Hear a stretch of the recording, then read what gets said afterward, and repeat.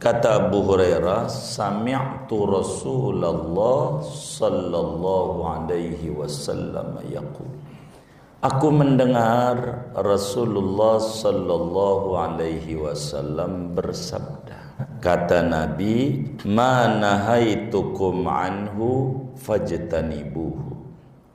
Apa saja yang aku larang kalian mengerjakannya, jauhi, maknanya tinggalkanlah. Kedua, apa saja yang aku suruh kalian mengerjakannya, maka kerjakan semampunya. Pada berbicara perintah ada kalimat semampunya. Pada larangan tidak ada kata semampunya.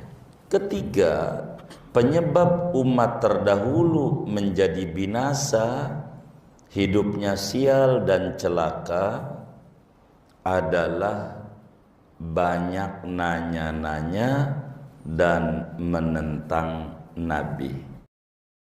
Bismillahirrahmanirrahim. Alhamdulillahirabbil alamin. Assalatu wassalamu ala sayyidina Muhammadin wa ala alihi wa sahbihi ajma'in. An Abi Hurairah Abdurrahman ibn Sakhrin radhiyallahu anhu qala, diriwayatkan dari Abu Hurairah, nama aslinya Abdurrahman bin Sakhr radhiyallahu anhu, qala, ia berkata, sami'tu Rasulullah sallallahu alaihi wasallam yaqulu, aku mendengar Rasulullah sallallahu alaihi wasallam bersabda, "Ma nahaitukum anhu fajtanibuhu." Apa-apa yang aku melarang kalian daripadanya, maka hendaknya menjauhilah oleh kalian akan dia. Wa ma amartukum bihi fatu minhu mastata'tum. Apa-apa yang memerintahkan aku pada kalian dengannya, maka kerjakanlah daripadanya semampu kalian. Fa innama ahlakal ladzina min qablikum kathratu masailihim wa ikhtilafuhum ala anbiya'ihim. Sesungguhnya membinasakan akan orang-orang dari sebelum kamu oleh banyak pertanyaan mereka dan menyalahinya mereka atas para nabinya mereka. Rawahul Bukhari wa Muslim. Hadis riwayat Bukhari dan Muslim. Sadaqa Rasulullah sallallahu alaihi wasallam.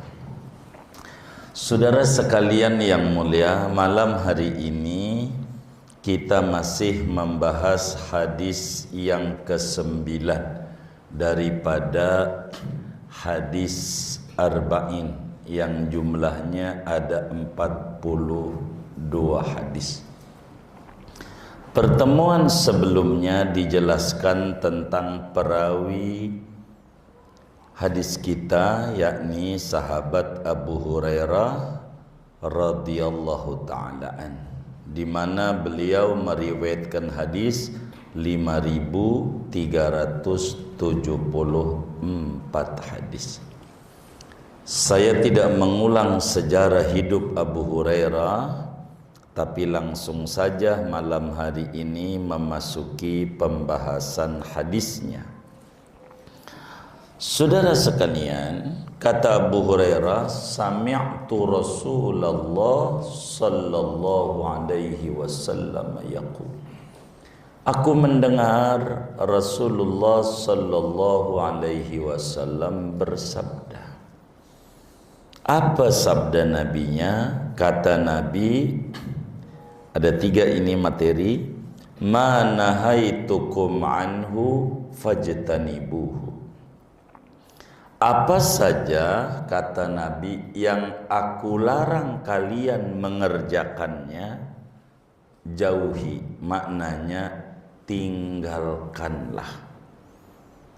Kedua, apa saja yang aku suruh kalian mengerjakannya, maka kerjakan semampunya.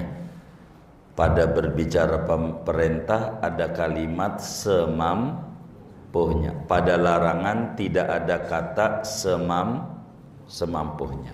Ketiga, penyebab umat terdahulu menjadi binasa, hidupnya sial dan celaka adalah banyak nanya-nanya dan menentang Nabi.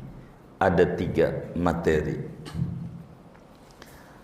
Singkatnya dulu saudara, hadis ini senada dengan apa yang Allah firmankan dalam surat Al-Hasyr ayat 7. Allah jelaskan, wa ma atakumur rasulu fakhudhuh wa ma nahakum anhu fantahu. Begitu.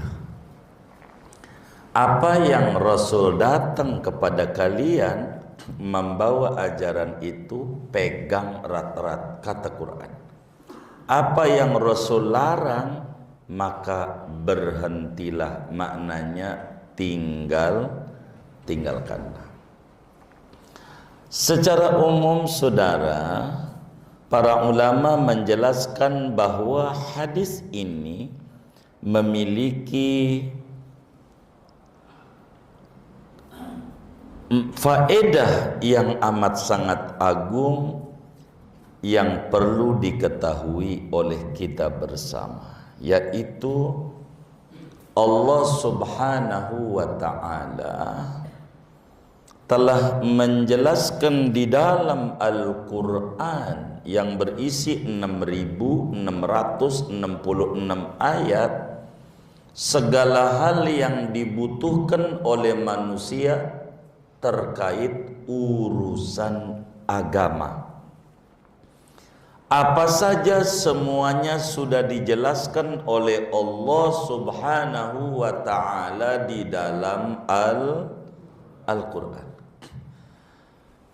Yang rumit memahaminya dari kandungan Al-Quran, maka Nabi Yuna Muhammad sallallahu alaihi wa alihi wa sahbihi wasallam telah menjelaskan secara gamblang dan secara detil apa yang dimaksud oleh Allah di dalam Al-Quran. Karena itu tidak dibutuhkan lagi sesudah penjelasan Alkitab dan As-Sunnah untuk kemudian kita banyak tanya-tanya. Sebab segalanya sudah dijelaskan secara gamblang di dalam Al-Quran dan Nabi jelaskan di dalam As-Sunnah yang rumit memahaminya daripada Al-Quran. Karena Allah lebih tahu tentang kemaslahatan hambanya, baik untuk kehidupan dunia maupun untuk kehidupan akhirat. Bila menyangkut hidayah, bila menyangkut hal yang manfaat buat hamba, tanpa ditanya, Allah sudah jelaskan dengan gamblang di dalam Al-Quran. Karena itu kewajiban kita sebagai muslim adalah meneliti apa yang ada pada Al-Quran, apa yang ada pada As-Sunnah, yakni hadis Nabi Yuna Muhammad sallallahu alaihi wasallam.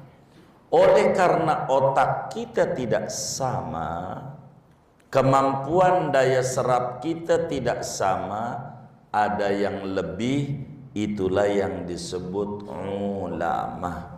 Bagi kita yang awam, ikut kepada ulama. Ulama ikut kepada Quran dan hadis. Maka kita ikut sama ulama sama dengan kita ikut Quran dan hadis. Karena kita nggak bisa langsung minum dari termos. Bisa nggak kira-kira? Kenapa kalau langsung minum kira-kira? Lah melepuh kita. Karena bukan bagian kita membedah dalamnya Quran dan As-Sunnah. Karena itu Kanjeng Nabi Muhammad sallallahu alaihi wasallam kata beliau pertama, nasihat beliau, manahaitukum anhu fajtanibu. Ini satu. Kata Nabi, apa saja yang aku larang. Ingat, bahasa Nabi, aku larang. Larang. Yang Nabi larang, bukan yang Nabi tidak kerjakan. Pahami. Manahaitukum anhu fajtanibu. Kata Nabi, apa saja yang aku larang Anda manusia untuk mengerjakannya, maka kata Nabi fajtanibuh, yakni fatrukuh, jauhilah, yakni tinggalin. Berbicara larangan yang dilarang oleh Nabi, baik di dalam sunnah-sunnahnya itu akan memunculkan dua larangan. Kalau Nabi melarang, larangan ini bermakna dua. Larangan. Satu, larangan itu maknanya haram. Bisa saja larangan itu maknanya haram. Jadi apa saja yang Allah Subhanahu wa taala sampaikan lewat lidah Nabi Yuna Muhammad sallallahu alaihi wasallam, dan dalil itu telah gamblang bahwa larangan ini adalah haram, maka otomatis bagi kita orang mukallaf wajib menjauhinya. Kalau dikerjakan berdosa, kalau ditinggalkan berpahala. Itu namanya larangan haram. Mana contoh larangan haram? Kata Nabi, la tu'adzibu bi'adzabillah. Anda jangan menyiksa orang dengan azabnya Allah, yakni dengan api. Kita kalau menghukum orang, jangan orang itu dibakar. Kalau dibakar berdosa. Nggak boleh tuh orang saking keselnya disiram pakai bensin, dibakar. Haram. Kita menghukum tidak boleh dengan api. Sampai-sampai ada ulama, kan ada yang pakai raket tuh, nyamuk. Apa? Iya. Itu kan api. Begitu ampe kemudian khitan, ada juga yang pakai alat api kayak laser gitu.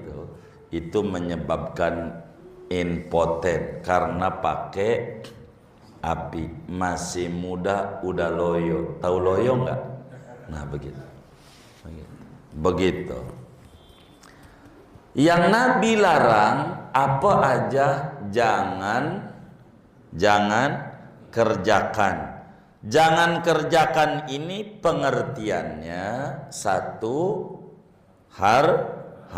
Contoh, dilarang berzina, dilarang minum minuman arak, minuman keras, dilarang makan riba, dilarang mencuri, dilarang membunuh tanpa ada hak, begitu, dilarang membuka aurat, begitu tuh, dilarang membuka aurat, dilarang bohong, dilarang main sogok menyogok, dilarang ghibah, namimah, ujaran kebencian dan segalanya.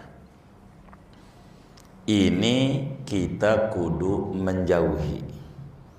Dengan kita menjauhi ada makna kepatuhan kita kepada Nabi besar Muhammad sallallahu alaihi wa alihi wa sahbihi wasallam. Maka larangan-larangan ini wajib hukumnya kita menjauhinya, besar maupun kecil, dengan larangan haram. Yang kedua, yang dilarang oleh Nabi besar Muhammad sallallahu alaihi wasallam namanya larangan makruh. Bila ada larangan dari Nabi, akan tetapi ada dalil dari agama bahwa larangan ini tidak menjurus kepada haram, maka larangan itu maksudnya makruh, bagus untuk ditinggalkan, tapi kalau dikerjakan tidak berdosa. Seperti mana contoh? Kata Nabi dalam hadis yang lain, la ta'kulu bishimal. Anda jangan makan pakai tangan kiri. Ini maknanya, andai kita makan pakai tangan kiri tidak haram, hanya makruh. Makruh aja. Makruh aja. Kayak begitu. Kata Nabi, la ta'kulul basolan nayyi. Anda jangan makan bawang merah mentah. Kalau bawang mentah tuh jangan. Ini maknanya makruh. Tapi kalau udah digoreng mah enggak apa-apa. Digoreng enggak apa-apa. Singkatnya, apa saja yang Nabi kita Muhammad sallallahu alaihi wasallam larang, baik larangan itu larangan haram ataukah larangan itu larangan makruh, maka kita umat kudu menjauhinya. Ada yang wajib menjauhinya, itu larangan ada yang sunat menjauhinya, namanya larangan makruh. Larangan makruh. Larangan makruh. Begitu. Yang kayak begitu. Tapi tidak berdosa, sehingga larangan itu disebut makruh. Oleh karena Islam itu agama yang sangat mudah, tapi tidak dimudah-mudahin. Oleh karena Islam itu agama yang sangat murah, tapi bukan murahan, maka selalu ada celah kemudahan. Barang yang dilarang, bila mana dalam kondisi tertentu boleh dia kerjakan. Seperti mana? Kondisi darurat. Maka disebut dalam bahasa agama ad-darurat tubihul mahzurat. Darurat itu membolehkan sesuatu yang tadinya dilarang. Darurat. Contoh mana? Kitalah ada di tengah hutan kehabisan bekal. Makan bangkai hukumnya haram. Tapi kalau kita nggak bakal makan bangkai, mati. Ini namanya darurat. Yang kayak begini, maka bagi orang semacam itu boleh dia makan bangkai. Seberapa? Seukuran darurat. Biar dia nggak mati. Jangan pas udah makan bangkai kambing pahanya gurih juga, pengen nambah, haram, karena melebihi kadar darurat. Jadi kita yang lebih tahu tentang itu batasannya. 2, memotong kaki haram. Kaki itu dipotong, dosa, nggak boleh. Tapi masalahnya ada penyakit gula. Kata dokter, ini kalau enggak dipotong kakinya, ini bakal menjalar dan bahaya, bisa menyebabkan kematian. Bagaimana orang ini yang Nabi kata mana haitukum anhu fajtanibu, yang aku larang jauhi. Lah ini motong. Bagaimana ini? Bagi orang kaya begini, demi menyelamatkan, boleh kakinya dipotong. Namanya darurat. Kakinya dipotong. Ada yang jempolnya doang, ada yang sampai dengkul, dipotong kakinya. Dosa enggak? Enggak. Sebab darurat bagi dia. Bagi kita yang enggak ada gula, lah jangan dipotong. Dosa. Kita enggak boleh. Bagi dia boleh, seukurannya aja. Kayaknya cukup jempol doang. Ya jempol doang. Ini enggak cukup jempol doang, kudu ampe dengkul. Wajib ampe dengkul. Setelah dipotong diapain itu kaki? Dipotong tuh dibungkus, ditanam, dikubur. Udah itu aja. Begitu. Perlu ditahlilin kagak? Ya jangan. Orangnya masih hidup. Lah ini bisa depresi dia. Begitu. Kalau ditahlilin pakai 7 hari jempol kaki. Begitu. Jangan. Begitu. Tanam aja si kakinya tuh. Di mana? Enggak mesti di tanah kusir, akasia. Enggak mesti di akasia. Depan rumah juga boleh asal tanam. Habis dipotong kakinya, seminggu lagi wafat. Mana di Jawa lagi wafatnya? Kebumen. Langitan apa Kebumen? Jauh tuh antara Langitan sama Kebumen tuh. Begitu di Jawa. Ini kaki bagaimana? Ya udah biarin, nggak usah. Di apa namanya? Digali lagi, nggak usah, biar nyatu, nggak usah. Begitu. Yang nggak, udah biarin aja. Nanti juga di akhirat mau menyatu. Begitu. Ada yang ngotot, gue mau satuin aja. Iya boleh silakan, tapi jangan kaki doang tuh, rambut yang dicukur digarut. Karena anggota badan dia tuh, ambilin tuh. Begitu, yang diceleduk, kuku yang dipotong, anggota tubuh dia tuh, ambilin. Ya repot, makanya agama juga jangan, udah biarin. Ngapa dibikin susah-susah amat dibilang jangan?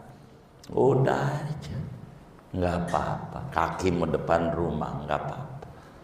Emang itu mau begitu, nggak usah kudu disatu-satuin lagi. Begitu yang udah ditanam begitu. Kata teman kita, gue mau satuin sekaligus rambut-rambut yang dicukur celeduk, apa tuh, lanang ya tulisan itu, ada Pasundan, begitu. Ya kagak, udah biarin. Begitu. Enggak seperti itu. Singkatnya, yang Nabi larang jangan kerjakan. Ingat, bagaimana yang Nabi tinggalin? Ntar dulu. Nah ini materi kita, supaya kita paham. Yang harus ada di otak kita, yang dilarang oleh Nabi jangan kerjakan. Yang ditinggal oleh Nabi bagaimana? Yang ditinggal oleh Nabi itu yang Nabi tidak kerjakan.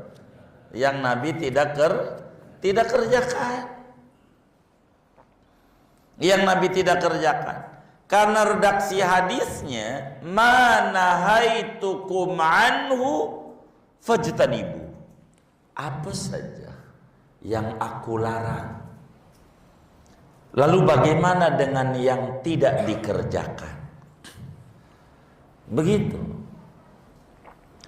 Yang tidak dikerjakan oleh Nabi, yang tidak dikerjakan, maka belum tentu menjurus kepada haram.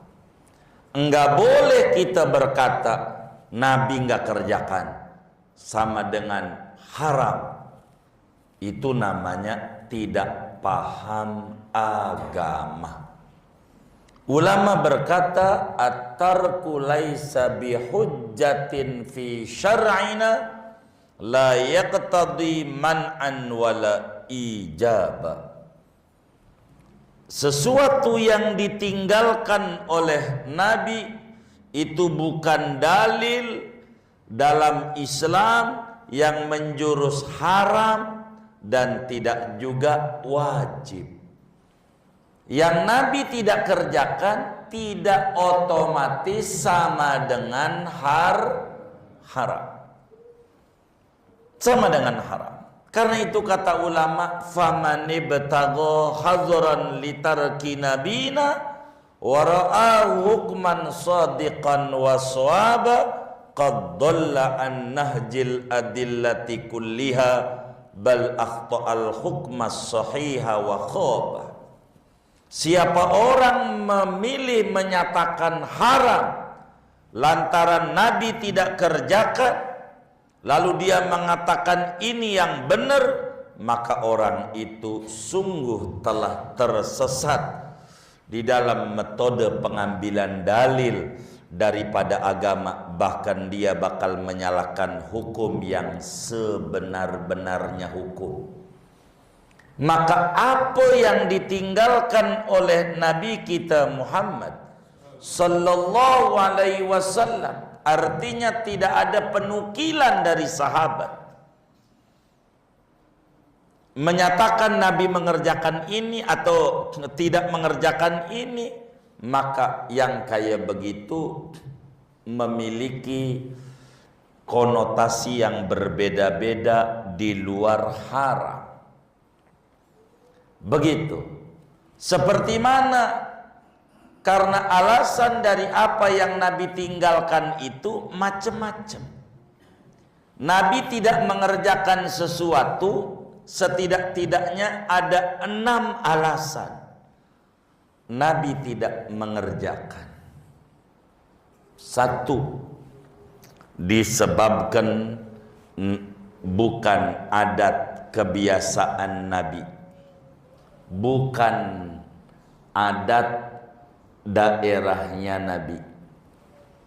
Seperti mana?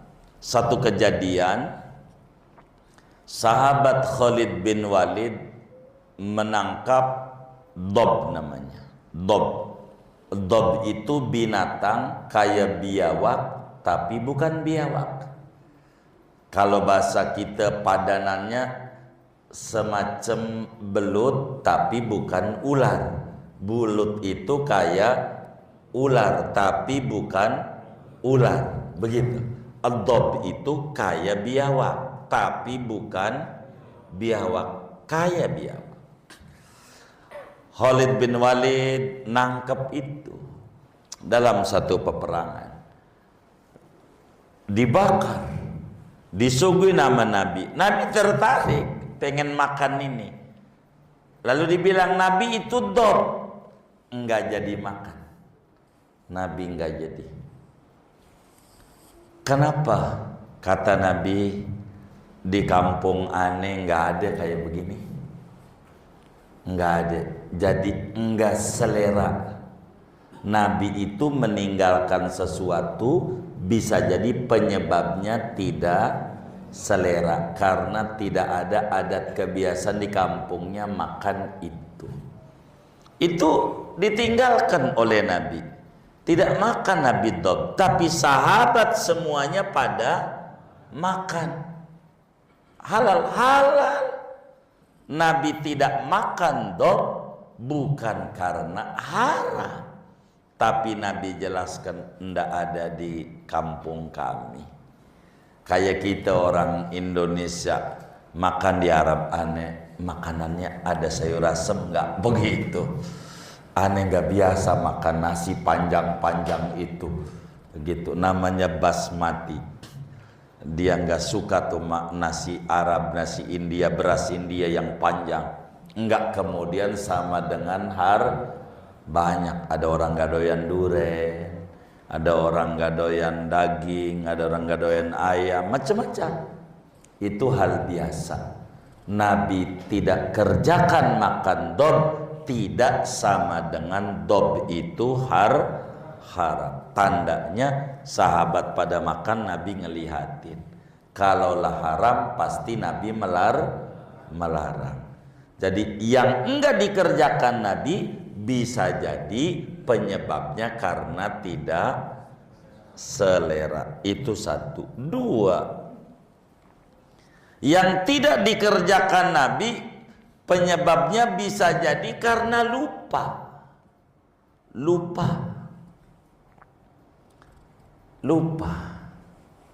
Nabi sholat duhur 2 rakaat diri, enggak pakai tasahud awal, diri aja, lupa. Nabi kata Nabi, ya saya manusia, ada kalanya lupa. Kalau lupa jangan diemin, ingetin itu. Dia kan ustadz, jangan juga. Ustadz juga bisa saja lupa. Nabi pernah sholat duhur 2 rakaat salah. Untung ada Dzulyaden, yang lain nggak berani nanya sama Nabi. Dzulyaden tanya, aku sirotis sholatu amnasita ya Rasulullah. Nabi, ini dohor dikosor, apa ente lupa? Emang berapa? 2 rakaat. Diri lagi Nabi. Jadi enggak dikerjakan oleh Nabi bisa jadi karena lupa. Pertama bisa jadi karena tidak selera, karena makanan itu tidak ada di kampung Nabi. Begitu. Banyaklah orang kampung dulu bakso aja nggak mau, begitu, karena nggak ada sema. Ada orang kayak begitu, yang kayak begitu. Ketiga, bisa jadi Nabi tidak kerjakan karena khawatir jadi wajib. Begitu. Nabi tidak kerjakan dikarenakan khawatir diwajibkan oleh Allah Subhanahu wa ta'ala. Seperti mana tarawih. Nabi itu saudara, tarawih itu cuman 3 malam berjamaah, 3 malam doang. Malam pertama rame yang ikut, malam kedua lebih rame, malam ketiga rame banget. Akhirnya Nabi nggak tarawih, berjamaah sendiri aja di rumah, 3 malam doang. Waktu Nabi nggak keluar ditanya, kenapa? Khosyitu an yufradu alaikum, khosyitu an tufradu alaikum. Saya khawatir diwajibkan nama Allah, nanti berat ente kalau tarawih wajib. Begitu.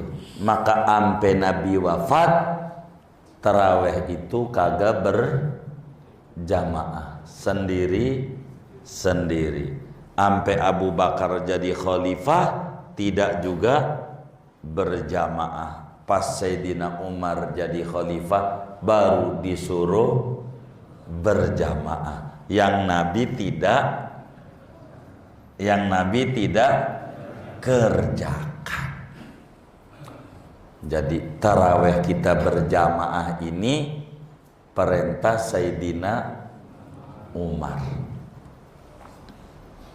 Kenapa Sayyidina Umar ngambil itu? Karena Sayyidina Umar cerdas. Nabi udah wafat, jadi sehingga hukum tarawih tidak akan wajib, kan wahyu udah nggak ada, ya udah berjamaah ya. Maka mulai Sayyidina Umar tuh tarawih tuh berjamaah. Sampai sekarang tuh Nabi nggak kerjakan tarawih berjamaah. Apalagi ada kotak amal lewat, nggak ada tuh. Begitu. Jangan dikata bid'ah, kasihan pengurus masjid, bener nggak? Masa bid'ah juga, begitu. Nggak usah. Jadi yang Nabi tidak kerjakan itu banyak kemungkinan. Nggak boleh kita pastikan sama dengan haram, bid'ah, salah dia, nggak paham pada agama. Khawatir jadi wajib. Nabi nggak kerjakan. Bahkan Sayyidina Abu Bakar, Sayyidina Umar pernah nggak ngorban beberapa tahun, khawatir dikata wajib.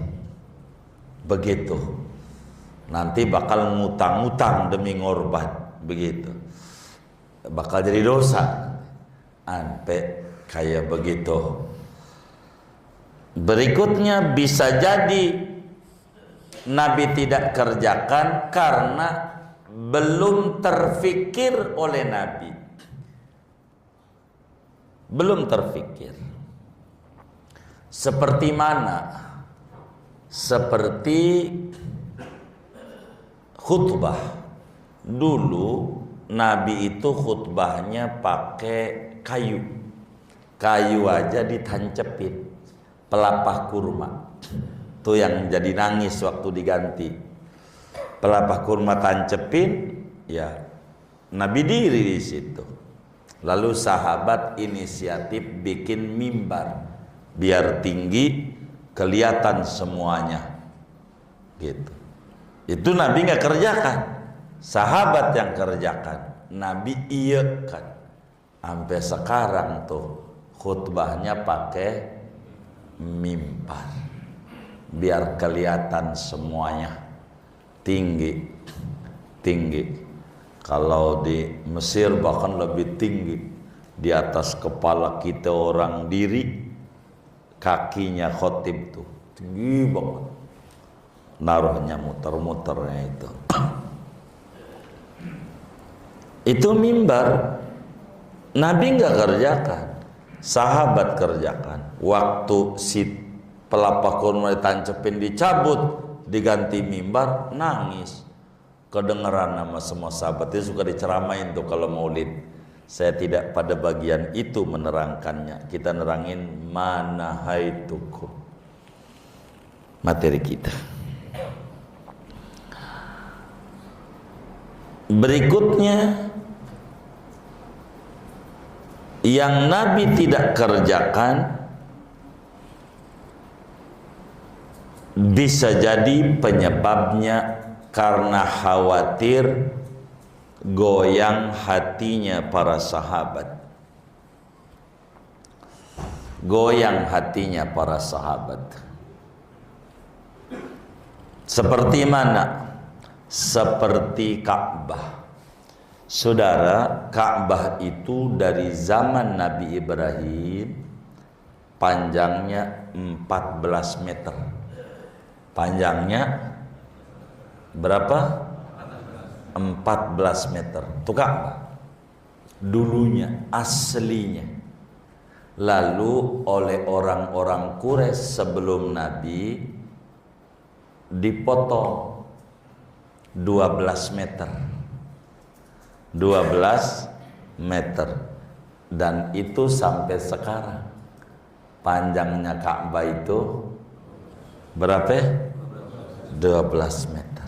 Kata Nabi, andai khawatir enggak goyang hati sampean pada, saya rombak Ka'bah sebagaimana aslinya di zaman Nabi Ibrahim.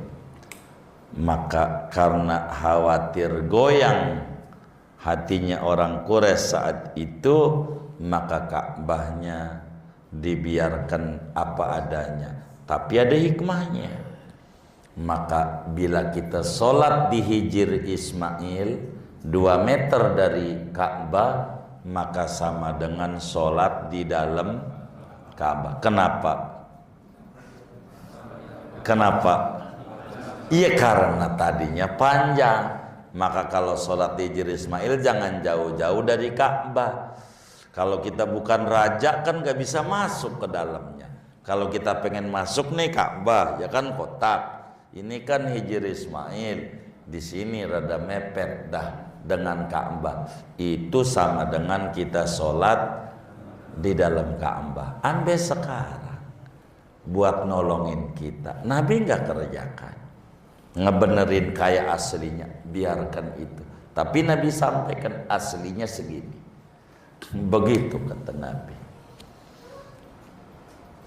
Terakhir, yang Nabi tidak kerjakan disebabkan karena sudah jelas pada ayat-ayat yang umum dan hadis-hadis yang umum. Begitu. Nabi nggak kerjakan. Begitu. Seperti mana contohnya? Banyak. Begitu. Salat tahiyatul salat apa? Syukur wudu. Bilal yang kerjain. Bilal paham bahwa as-salatu khairu maudhu'in. Hadisnya ada dari Nabi. Salat itu sebaik-baiknya pekerjaan.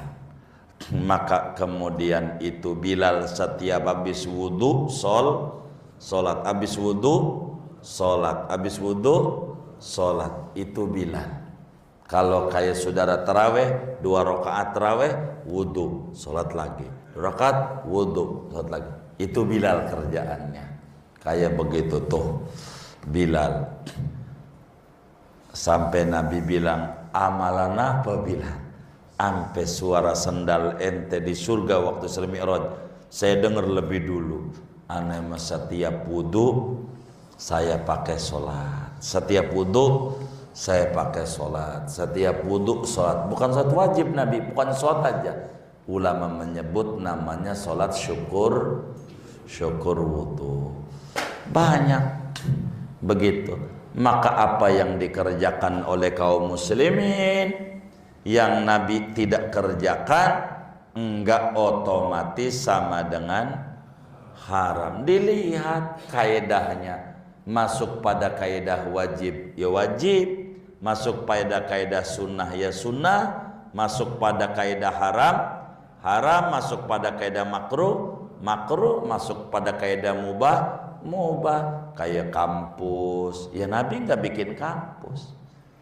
Jangan sampai anak kita yang kuliah bid'ah, jangan. Nabi nggak, itu namanya keliru. Ongol-ongol, emang Nabi makan ongol-ongol? Ini bid'ah, jangan. Enggak kayak begitu Islam, enggak kaku. Dilihat ini masuk kaedah apa? Ada orang bikin kirim doa buat orang tuanya udah meninggal, bagus. Orang dia doa, anak buat orang tua. Ada juga suruhan Nabi yang umum, ya silahkan. Begitu. Enggak juga kemudian jadi wajib, enggak kemudian juga jadi haram. Jadi apa yang Nabi tidak kerjakan tidak otomatis sama dengan lalu enggak. Dilihat kayak Quran zaman Nabi tidak ada barisannya, tidak ada titiknya di zaman Nabi. Sampai Nabi wafat, titik nggak ada, barisan nggak ada. Sampai sahabat Abu Bakar jadi khalifah, nggak ada barisan, nggak ada titik. Sampai Sayyidina Ali jadi khalifah, udah Umar, Utsman, Ali, kagak ada baris, kagak ada titik, enggak dikerjakan oleh Nabi. Lalu kemudian kita pengen balikin Qur'annya kayak Nabi, enggak ada baris, enggak ada titik. Setuju nggak kira-kira? Nih jujur nih, setuju nggak nih? Biar kayak Nabi. Emang apa nggak setuju? Ya Allah, Arab gondrong aja berat, apalagi Arab gundul. Repot. Begitu. Repot. Begitu.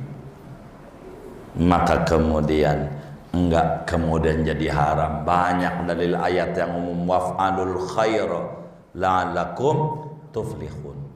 Kerjakan yang baik-baik, apa aja yang bagus kerjakan, itu Allah nyuruh. Maka apa, ada orang bikin maulid, ada orang bikin peringatan tahun baru Hijriah, emang Nabi pakai peringatan? Ya kagak, dilihat aja isinya menyimpang apa kagak. Itu begitulah Islam. Jadi sehingga tidak kaku kita jadi orang. Singkatnya, yang dilarang oleh Nabi jauhi. Namun ada dua, ada larangan haram, ada larangan makruh. Begitu. Dua-duanya kalau pengen sempurna tinggalin yang makruh. Begitu. Apatah lagi yang haram, biar kita sempurna di dalam mengikuti apa yang diajarkan oleh Nabi besar Muhammad sallallahu alaihi wa alihi wasallam. Begitu. Sehingga hidup ini enggak kaku. Jangan sampai saudara ada makan makanan lalu kemudian Nabi enggak makan, saudara enggak makan. Enggak juga, silakan saja. Selama makanan itu tidak ada dalil yang mengharamkannya, silakan. Islam tuh enggak kaku. Ini baru satu, larangan dulu. Yang Nabi sampaikan larangan. Yang kedua perintah. Kenapa larangan dulu? Kalau perintah mau gampang. Perintah mau hampir semua orang bisa mengerjakan. Cuman larangan ini tidak semua orang mampu menjauhinya, kecuali orang-orang yang ada siddiq, kejujuran di dalam hatinya, di dalam mengikuti Nabi Muhammad sallallahu alaihi wa alihi wasallam. Maka larangan tidak semua orang mampu untuk menjauhi, tapi kalau perintah hampir semua orang mampu untuk mengerjakannya. Karena itu Rasulullah SAW menyebutkan bagian pertama, manahaitukum anhu fajtanibu, yang aku larang. Ingat, bukan yang aku tidak kerjakan. Yang aku larang, jauhi, jauhi, jauhi. Ini satu materi. Materi yang kedua nanti saja kali ya. Begitu, buat tanya jawab dah.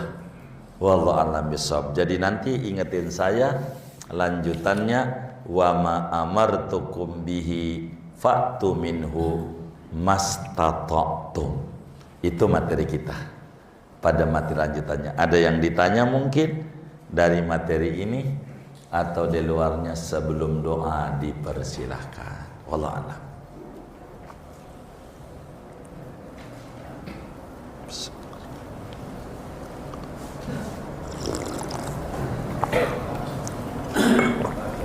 Baik. Siap. Yang bisa tanyakan tadi ada yang ditanyakan tadi kan ada larangan dari Nabi. Larangan itu bisa haram maupun bisa bermakna makruh. Yang haram dalam kondisi darurat itu kan masih bisa menjadi tidak apa-apa. Nah, pertanyaan itu, kondisi darurat setiap orang itu seperti apa ya? Kan itu penilaian pribadi ya. Ini kondisi darurat, jadi nggak boleh atau tidaknya seperti itu. Yang tadinya haram menjadi dibolehkan. Contohnya misalkan seseorang itu bekerja di perusahaan bir atau di perusahaan minuman-minuman keras, ya kan? Tapi kalau tidak kerja di situ, dia takut juga karena ada istri dan anak-anaknya seperti itu. Nah, kondisi darurat yang seperti apa itu yang bisa dia hampir boleh. Apakah sampai nanti ketemu pekerjaan yang baru atau seperti apa? Demikian disampaikan. Makasih. Assalamualaikum warahmatullahi wabarakatuh. Waalaikumsalam warahmatullahi wabarakatuh. Barangkali bukan begitu. Bagaimana kalau orang kerja di pabrik bir, begitu sementara dia nggak punya kerjaan lain kecuali itu, apakah ini masuk kondisi daruratkah atau tidak? Barangkali begitu.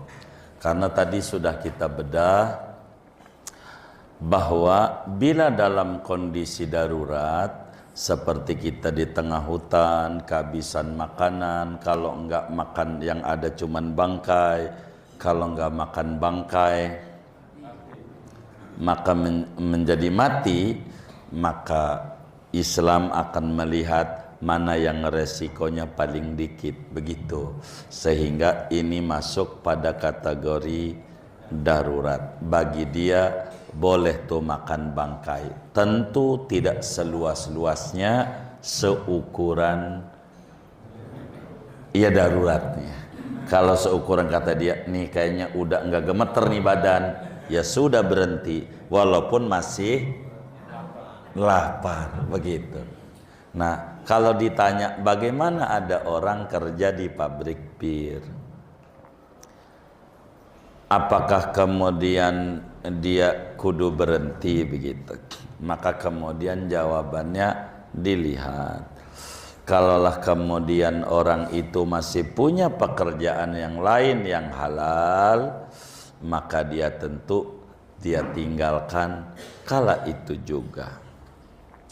Tapi kalau dia belum punya pekerjaan cuman itu-itu saja, sementara dia punya tanggungan banyak, anak istri, maka orang semacam ini tindakannya jangan berhenti dulu, tapi terus berdoa dan berikhtiar, ajukan lamaran kemana-mana, begitu, dan terus berdoa, minta sama Allah supaya Allah kasih pekerjaan yang halal, begitu.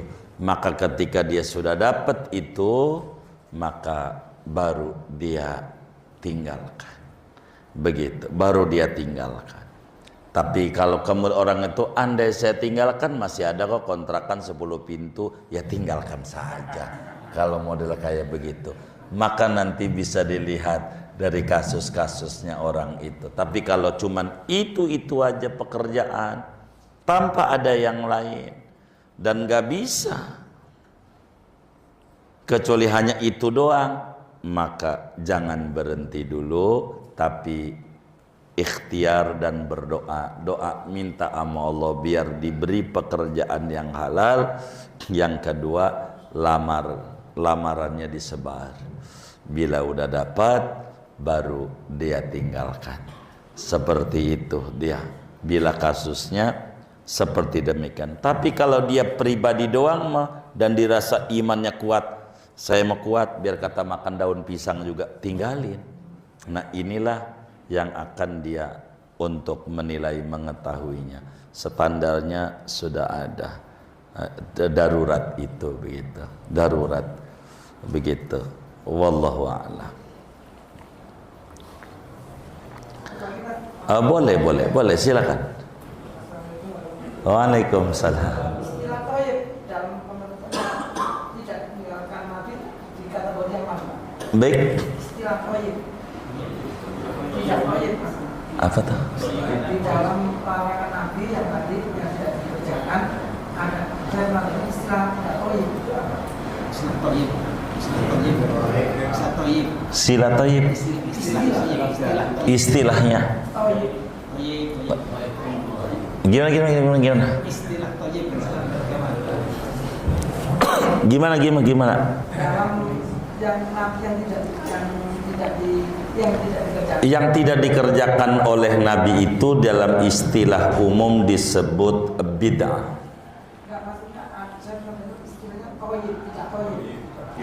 Oh, tidak toyib. Tidak toyib itu maksudnya dia kurang bagus. Toyib itu bagus artinya. Nah, itu juga belum tentu. Yang tidak dikerjakan oleh Nabi belum tentu maknanya tidak toyib. Belum tentu. Begitu. Nabi nggak makan ongol-ongol, Nabi gak makan singkong, ketela, enggak. Lalu kemudian kita kata ini singkong tidak thayyib, begitu. Enggak juga. Jadi yang tidak dikerjakan Nabi banyak kemungkinan, sehingga tidak boleh kita pastikan sama dengan haram, tidak boleh kita pastikan sama dengan wajib, tapi harus dilihat mana masuk kaidah wajib jadi wajib, masuk kaidah haram jadi haram, masuk kaidah sunat jadi sunat, masuk kaidah makruh jadi makruh, masuk kaidah mubah jadi mubah. Seperti saudara pakai sarung atlas, coba dicek ada nggak Nabi pakai sarung atlas begitu, atau sarung apa, gajah duduk begitu, enggak. Kemudian langsung dilihat masuk kaidah mana ini. Singkatnya, yang pasti yang Nabi larang itu kudu kita jauhi. Ada yang dijauhinya karena haram, ada yang dijauhinya karena makruh. Tapi yang Nabi tidak kerjakan tidak otomatis sama dengan haram, lalu diancam neraka. Itu keliru, begitu. Yang kayak begitu. Jadi kita tidak boleh yang kayak begitu kaku. Maka ada filmnya tuh, pegang handphone bid'ah, gitu. Naik mobil bid'ah, buang tuh handphone, dibuang, ambil juga akhirnya, begitu. Jadi enggak kayak begitu aman. Di dalam menghukumi sesuatu tuh kita harus lihat dalil dari kitab, dari sunnah, dari ijma, dari qiyas, mana ini masuknya yang tidak dikerjakan oleh Nabi. Kurang lebih demikian. Wallahu a'lam.